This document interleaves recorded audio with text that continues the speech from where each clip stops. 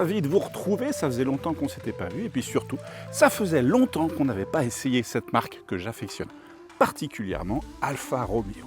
Et aujourd'hui, je vous ai amené le plus petit modèle de la gamme, l'Alfa Romeo Junior, dans ses versions hybride essence, l'Alfa Romeo Junior Hybrida. Allez, on est parti.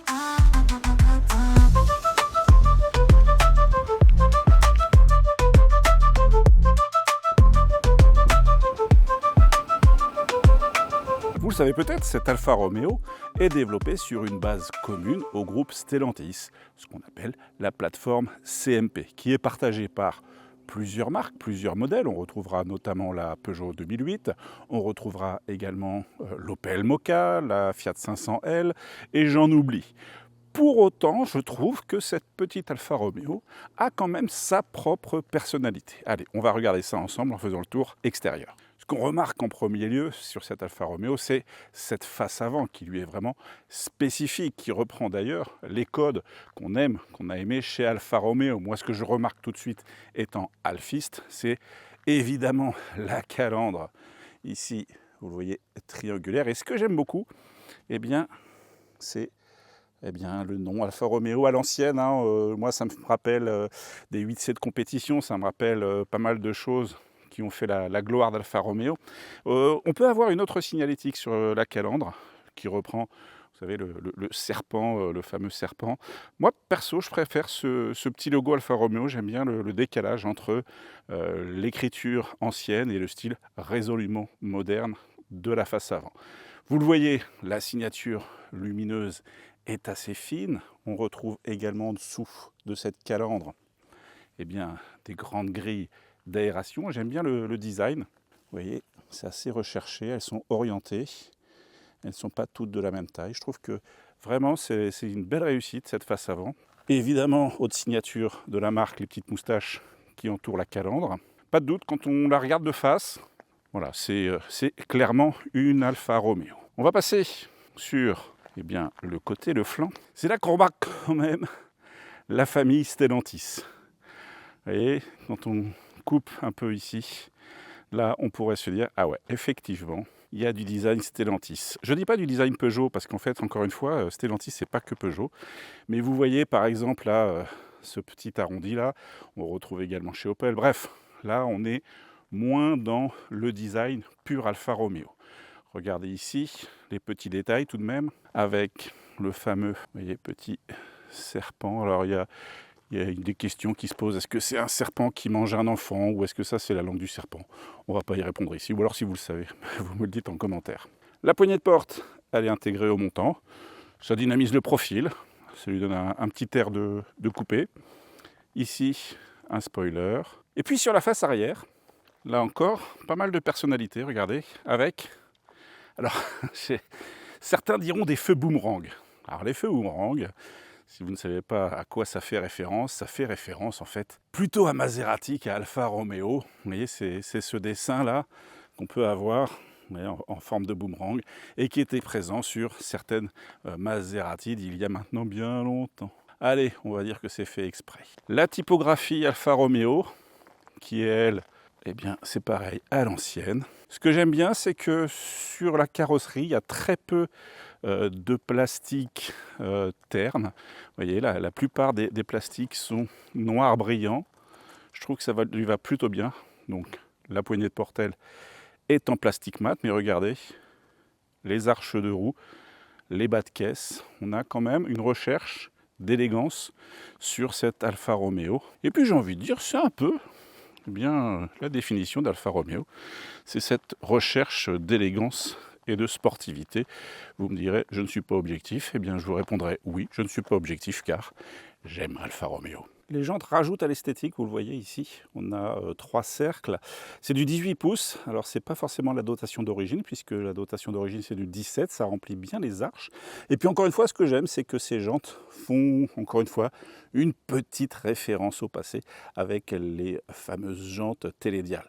Mais là, on n'est pas sur du télédial, on est sur des jantes modernes, qui évoqueraient peut-être même d'ailleurs un petit peu plus le trèfle, même s'il n'a que 3 feuilles. Moi, ce que j'aime bien en tout cas sur le design général, c'est que ces jantes en fait ne sont pas trop épaisses et en fait n'alourdissent pas l'esthétique par rapport à la carrosserie qui elle aussi est assez fine. Malgré des dimensions contenues, elle offre quand même un coffre plutôt généreux. Je vous rappelle ces dimensions, 4,17 m sur 1,78 m. On va ouvrir le coffre et je vais vous dire tout de suite, donc coffre électrique, eh bien c'est un coffre de 400 litres. Petite astuce que je trouve plutôt pratique, cette trappe qui permet de ranger, eh bien, vous voyez, des choses comme ici un sac de course sans les faire traîner dans le coffre. Cette trappe peut être montée à différentes hauteurs. Vous voyez ici, on peut la retirer et la mettre pourquoi pas un peu plus haut pour avoir un accès complètement plat. Ça, c'est plutôt malin. Parlons des choses qui fâchent, mais qui fâchent plus en fait. Oui, ici, le moteur essence, c'est bien un 3 cylindres 1,2 litre qui vient du PureTech. Pas de panique, restez là. Pourquoi? Parce qu'en fait, c'est plus le PureTech, c'est bien le 1,2 litre 3 cylindres, mais complètement fiabilisé. C'est plus une courroie, c'est une chaîne. Donc là, il n'y aura vraiment aucun problème mécanique là-dessus. Il est assisté, comme je vous le disais, par un petit moteur électrique dans la transmission. Et donc, au total, on a 145 chevaux disponibles sur cette voiture qui, en plus, est assez légère, 1,3 tonne, et avec une boîte automatique à 6 rapports. Ça donne une plage d'utilisation assez large, que ce soit en ville, sur petite route ou sur autoroute, mais ça, on va le voir en réel. L'intérieur de notre petite Junior. Alors, les contreportes, hein, c'est plastique un petit peu dur. Ici, bon, ok, c'est moussé. Des bacs qui permettent de ranger pas mal de bazar. Tiens, regardez, un petit logo ici au niveau du tableau de bord. Alors, je suis désolé, elle est un peu sale, hein, mais j'ai roulé avec. Baguette de seuil Alfa Romeo en aluminium. Et le siège conducteur qui est réglable électriquement et qui permet ici, grâce à ce petit bouton, d'avoir des petits massages. Ça, c'est pour régler les lombaires. Alors, c'est que le conducteur qui aura ça. En même temps, c'est lui qui bosse. Hein. Le passager, lui, il dort. Me voilà à l'arrière. Alors, déjà, la bonne surprise, c'est que je rentre avec mon gabarit. J'ai même un petit peu d'espace à la tête. Alors, aux genoux, ça se complique. Ouais, là, ils sont quand même dans le siège avant. Mais je rentre sachant que le siège avant, justement, il est configuré pour moi. Donc, ça veut dire qu'on peut mettre 2 mois à la queue leu et ça tient. Honnêtement, je pense que je pourrais voyager à l'arrière. J'ai de l'espace au coude. Ok, j'ai les jambes un peu coincées, mais je suis pas si mal que ça. Les sièges sont enveloppants. Je pensais pas. C'est plutôt une bonne surprise, ces places arrière. C'est pas une limousine, hein, on est d'accord. Mais vraiment, pour 2 adultes, ça passe sans aucun problème. Et c'est étonnant pour le petit gabarit de la voiture. Hein, mais du coup, c'est plutôt bien fait. Ils ont quand même pas mal creusé les sièges ici. Et du coup, ça rentre. J'ai même un petit port USB pour pouvoir recharger mon téléphone pendant la route. Autre chose que j'apprécie et qui n'est pas évident à chaque fois à l'arrière, c'est que les appuis-têtes avant ne sont pas trop gros. Ça veut dire que quand je voyage, en fait, j'ai pas un mur devant moi. Je vois la route. Et du coup, si je vois la route, je suis pas malade. Je l'aime bien cet intérieur. Ces petites touches de matériaux aluminium, noir laqué, du cuir sur le volant. Enfin, voilà, on est assez bien accueillis. Il y a aussi les références à la marque, à Alfa Romeo. On se sent, c'est bizarre, mais on se sent dans une Alfa en fait. Hein. C'est pas comme si ils avaient juste à poser le logo sur le volant. Il y a une recherche qui a été faite en termes d'intérieur et pour moi, c'est plutôt réussi. L'image de la marque est là. J'aime bien ce petit volant, il est d'une bonne prise en main, il a tout le nécessaire pour pouvoir conduire avec des vrais boutons ici, les aides à la conduite, un régulateur vitesse, limiteur de vitesse, ici la partie radio-téléphone, une bonne visibilité du compteur. Alors moi ce que j'aime bien, c'est, regardez, ça c'est référence au passé, hein, la casquette au-dessus, comme s'il y avait 2 compteurs ronds analogiques. Alors c'est pas le cas, hein, puisque ici on a un compteur rectangulaire, même si voilà, on a des petits ronds. On peut paramétrer le milieu de cet écran grâce au commodo ici. Hop, on y va. On peut afficher l'indicateur de charge, on peut afficher la distance par rapport au véhicule précédent, on peut afficher la conso sur différents trajets.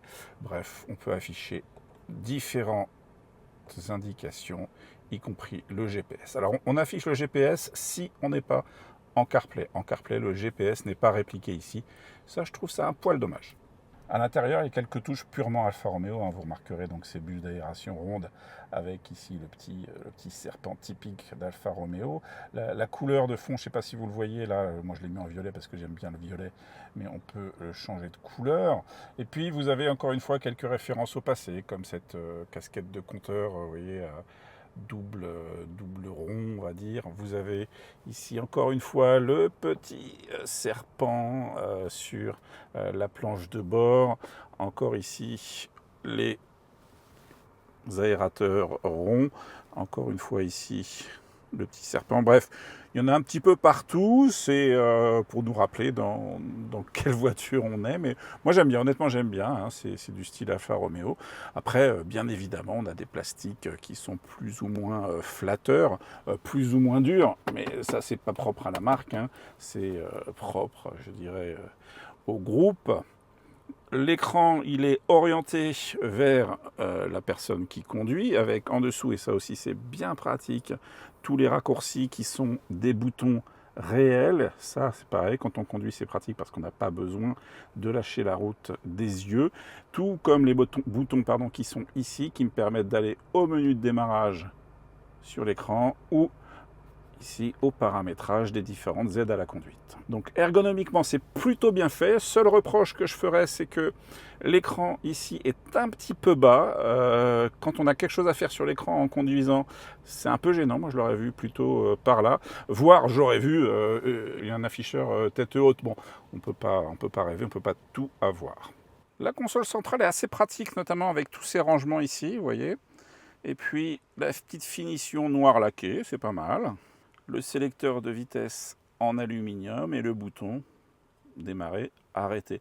J'aime pas trop moi là, ici ce bouton parce que quand on démarre ou quand on arrête, il y a un petit délai, une latence. Parfois on sait pas forcément, on s'habitue pas forcément au fait que justement on appuie, il se passe rien pendant 1 seconde et demie et hop ça démarre. Parfois on a l'impression qu'on appuie un peu dans le vide. Bref.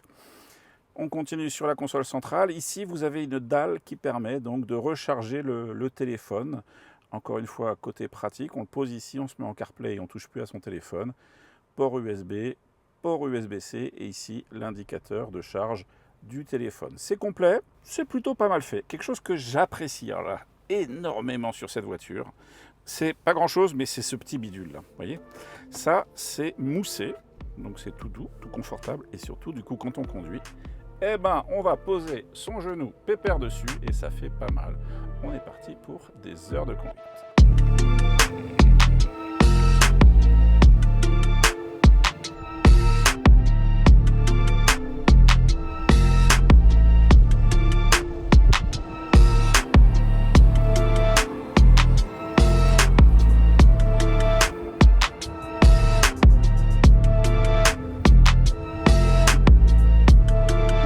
C'est assez pratique comme voiture puisque elle est relativement petite. Hein. Les dimensions c'est 4,20 m, exactement 4,17 m sur 1,78 m. Bon, c'est gros comme la plupart des voitures qu'on trouve en ville et j'ai franchement pas de difficulté à circuler partout dans la ville. Là je suis sur une rue avec un revêtement assez moche. Et l'avantage de ce petit SUV, justement, c'est qu'il a un plus grand débattement de suspension et donc ça bénéficie au confort. Pour tester le confort d'une voiture, moi j'ai mon petit parcours préféré ici, vous voyez. On a des pavés, on a des dodanes, on a des trous, des bosses. Et ça fait bien le job justement pour tester ce confort. Et l'Alfa Junior, se comporte plutôt pas mal. Là, je viens de passer plusieurs dodanes. Là, je vais attaquer les pavés. Écoutez. Le son est bien filtré, ça vibre pas dans l'habitacle. Ce que j'apprécie aussi, c'est que j'ai plus trop de batterie. Du coup, là, je suis sur le thermique. Et le petit 3 cylindres est quand même relativement silencieux. Donc, je teste confort en ville. Moi, j'ai envie de dire validé.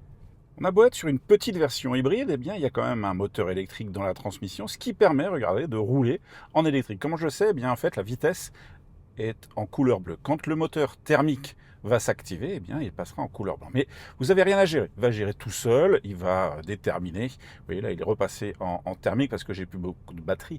Et donc, comme je suis en mode de conduite A, donc efficient advanced, eh bien, automatiquement, lui, il va essayer de privilégier au maximum l'électrique. Ce qui fait que, du coup, la petite batterie se décharge plus vite. Sur la console centrale, vous avez ici ce petit bouton Drive Mode qui permet de sélectionner eh bien, ce qu'on appelle aussi chez Alfa Romeo le DNA, le DNA. Vous voyez, ici, ce sont en fait les modes de conduite. Vous avez le D pour dynamique, vous avez le A pour Advanced Efficiency et vous avez le N pour Natural. En gros, dynamique, on privilégie le moteur thermique. Natural, on privilégie eh bien, la balance entre le thermique et l'électrique. Et Advanced Efficiency, on privilégie l'électrique. On est censé consommer moins en A qu'en D et on est censé avoir du coup un peu plus de performance en dynamique. Allez, on va s'essayer justement un petit peu de conduite dynamique.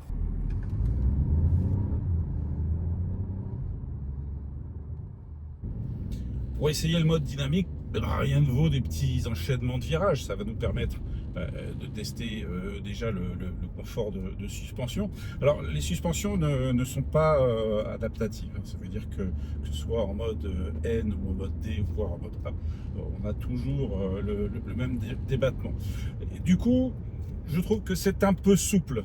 C'est un peu souple pour justement enchaîner les petits virages. Par contre, ce que j'apprécie, c'est que en mode dynamique, eh bien, encore une fois, c'est le thermique qui est sollicité. Donc on n'a plus les changements entre le thermique et l'électrique. Donc on est tout le temps sur le thermique. Et puis l'électrique sert lui, justement à booster. C'est un effet boost sur le thermique. J'aime également la réponse à l'accélérateur qui est plus sensible et la direction qui se raffermit un petit peu. Après, soyons tout à fait honnêtes. Certes, c'est du mode dynamique.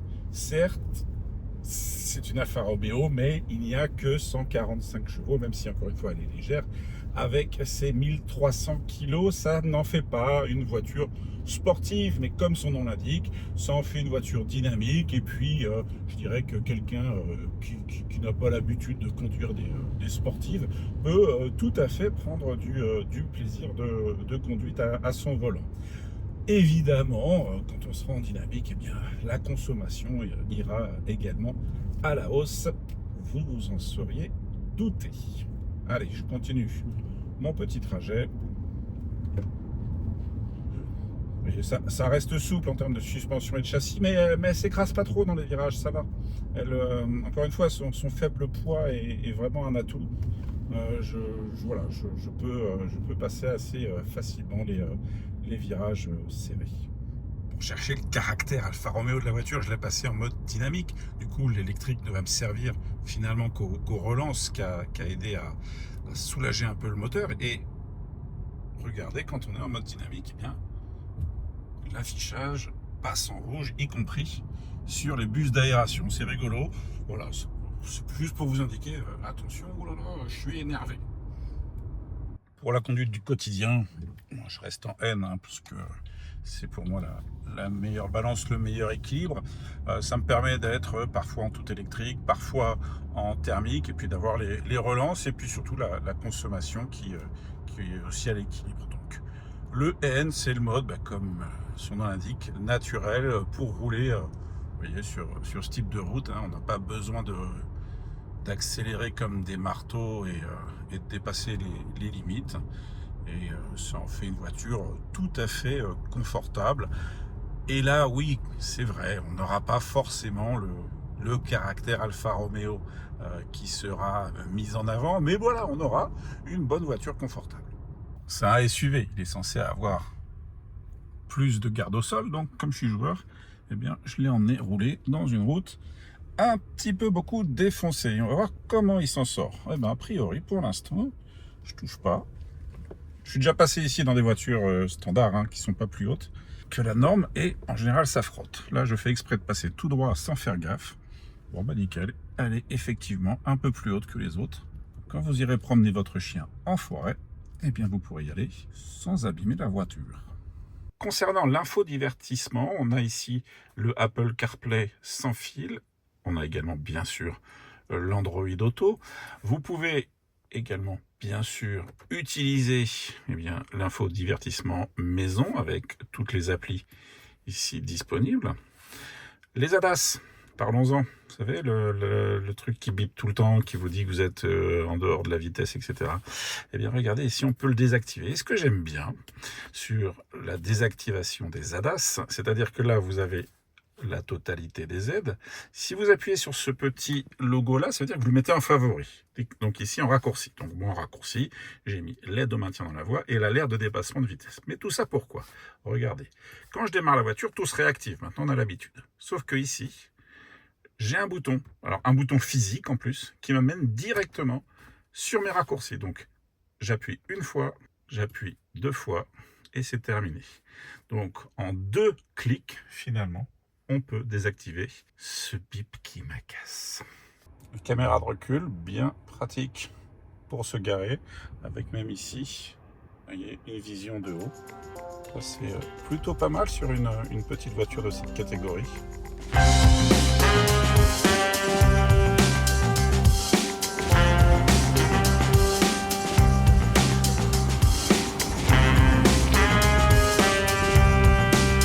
Parlons chiffres. Déjà, la consommation. Alors, la consommation, elle est, je dirais, pas compliquée, mais voilà, elle n'est pas évidente à établir. Je vais vous donner quelques consommations que j'ai relevées. J'ai fait plus de 1200 km au total et j'arrive avec une consommation moyenne sur ces 1200 km de 7 litres d'eau. On peut penser que c'est beaucoup, parce qu'en fait le constructeur annonce beaucoup moins, 5 litres 6, mais au final, c'est plutôt logique. Pourquoi? Parce que la batterie ne suffit pas à faire beaucoup de distance en ville en tout électrique. Elle est là vraiment pour aider. Et puis, le petit moteur thermique n'est qu'un 1,2 litre 3 cylindres, donc il est plutôt sollicité, notamment comme moi, j'ai pu le faire en mode dynamique. Cependant, sur tout cet essai, j'ai réalisé également un aller-retour à la mer par l'autoroute où j'ai pu faire environ 700 km d'autoroute. Là, la consommation est moindre. La consommation, elle est à 6 litres 2, ce qui est quand même relativement raisonnable et ce qui se rapproche des données constructeurs. Sur l'autoroute, j'avais mis les aides à la conduite, donc le régulateur adaptatif. Je m'étais mis en mode adaptative efficiency, bref, en mode A qui correspond au mode éco. Et donc j'ai fait ces 6 litres de moyenne, ce qui m'a donné au final une autonomie de 700 km, ce qui est encore une fois pour le gabarit de la voiture et le petit réservoir de 40 litres assez efficient. Si je continue un petit peu dans les chiffres, il faut que je vous parle du prix. Eh oui, évidemment. Le prix de cette Alfa Romeo Junior est à 32 000 €. Alors, c'est pas la version de base, c'est la version juste au-dessus. Alors, moi, elle s'appelle Premium, mais si vous regardez sur le configurateur, elle s'appellera Spécial. Bref, c'est la deuxième version qui est à 32 000 €. Elle inclut quand même pas mal d'éléments intéressants, comme je vous l'ai dit, les aides à la conduite, le guidage GPS, un siège électrique massant uniquement pour le conducteur. Bon, ça c'est un peu radin. Bref, c'est une voiture tout à fait moderne, et encore une fois avec le charme de cette Alfa Romeo. Pour ce montant-là, qu'est-ce qu'on a avec la même plateforme CMB, la même, je dirais, la même technicité, la même technologie? Eh bien, on a évidemment celle à laquelle on pense en premier lieu, la 2008 de chez Peugeot, qui, avec son moteur de 145 chevaux, est un petit peu moins chère. Oui, mais elle n'est pas autant équipée. Donc si on coche les petites cases pour avoir les aides, les ceci, les cela, finalement, on arrive au même prix. Et dans les plateformes Stellantis équivalentes, il y a aussi donc l'Opel Mokka. L'Opel Mokka, par contre, va être relativement moins cher, d'autant plus qu'en ce moment, ils font des offres. Mais bon, les offres, j'en parle pas parce que ça ne dure pas tout le temps. Et au moment où vous visionnerez cette vidéo, il y en aura peut-être plus. J'ai pas fait le tour de toute la concurrence parce qu'en fait, il y en a beaucoup. Il y en a chez Toyota, bref, il y en a beaucoup. Mais au final, elle est plutôt bien placée, cette Alfa Romeo. Encore une fois, à 30 000 € en prix de départ, 32 000 € pour celle-là. Aujourd'hui, on parle beaucoup de mensualité, surtout les constructeurs, donc aux environs de 300 et quelques euros par mois avec un apport de 2500 euros. Bref, on est plutôt bien placé parce que justement, elle est différenciante. Vous ne roulerez pas dans un 2008 qu'on voit à chaque coin de rue. Non, elle a quand même cette bonne bouille d'Alfa Romeo. Elle n'a pas forcément le caractère que j'attendais d'une Alfa. Mais moi, c'est spécial, je suis alphiste. Donc moi, je sais très bien que je ne vais pas avoir dans cette voiture qui fait 145 chevaux le caractère que pourrait avoir une Giulia Quadrifoglio, on va pas rêver. Du temps d'Alfa Romeo pur et dur, il y avait aussi des petits moteurs. Donc, si je m'enlève ces références de la tête, c'est une excellente voiture. Et avec ce budget-là, en cherchant donc un petit SUV qui me permet d'allier les trajets quotidiens, les voyages sur autoroute et tout, ben moi oui, j'irais bien chez Alfa Romeo pour ce Junior. Pourquoi? Parce que il est différenciant. Encore une fois, plein de personnes m'ont dit mais c'est quoi votre voiture? Ah bon, c'est une Alfa Romeo? On ne dirait pas, non, on dirait pas, mais elle a quand même d'être Alfa Romeo, elle a des gènes Alfa Romeo extérieur, intérieur. Bref, vous l'aurez compris, pour moi, elle coche pas mal de cases, même si encore une fois, mon cœur d'alphiste, j'essaie de le mettre de côté, c'est dur, mais ça a tendance à revenir. Ça reste une excellente voiture. Allez, fin de l'essai, je la ramène. Encore une fois, je partais, j'essayais d'enlever tous mes a priori de vieux fans d'Alfa Romeo pour découvrir une auto qui a son charme, qui a son style, qui a son caractère. Donc plutôt séduit et encore une fois, moi, ce rapport, je dirais personnalité-prix, je suis plutôt partant pour cette Alfa Junior. Mais maintenant, c'est vous qui allez nous dire ce que vous en pensez, puisque c'est vous qui allez choisir pour un budget, d'une trentaine de milliers d'euros, pour une voiture qui peut contenir 4 adultes. Partez sur quoi? Plutôt chez les Français, plutôt chez les Allemands, plutôt ici chez les Italiens, sachant que tout ça, c'est un peu du pareil au même. Eh bien, vous me le dites en bas, en commentaire, comme d'habitude. Et puis, bien évidemment, vous n'oubliez pas le pouce, la cloche, tout ça. Vous n'oubliez pas de nous suivre dans nos aventures. Et puis, moi, je vous dis quoi? À la prochaine. Car passion, ça rugit.